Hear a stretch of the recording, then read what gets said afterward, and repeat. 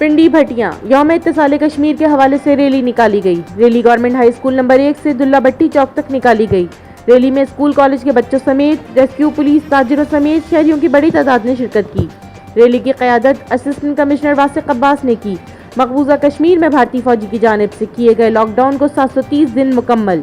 730 दिन के लॉकडाउन में कश्मीरी बहन भाइयों के अज़्म हौसले बातरी को सलाम।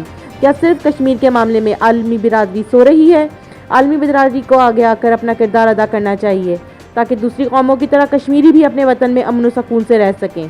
हम इंडिया के इस इक़दाम की मजम्मत करते हैं और कश्मीर की आज़ादी तक ये जद्दोजहद जारी रहेगी।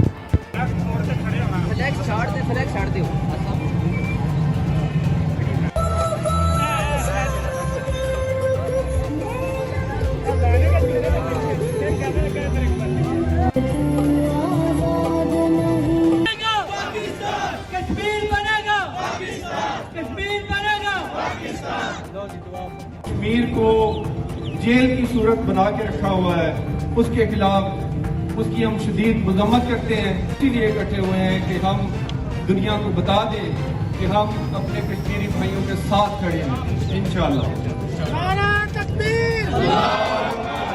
साहबा इकराम का, उलमा इकराम का, स्टूडेंट्स का, मीडिया पर्सन्स का, ताजर बरादरी और हमारा जुमला स्टाफ म्यूनसिपल कमेटी पिंडी भटियां और एसी ऑफिस पिंडी भटियां का, tiger force, rescue 1122, health department, सबका मैं इंतहाई मशकूर हूँ। एग्रीकल्चर डिपार्टमेंट के लोग, अमन कमेटी के मेंबर्स, तमाम का मैं इंतहाई शुक्रगुजार हूँ।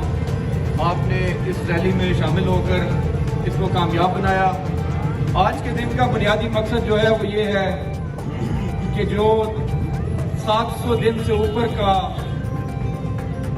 कश्मीरी मुसलमानों के ऊपर गासबाना मुआसरा है इंडियन अफवाज का, उसके खिलाफ एहतजाज किया जाए।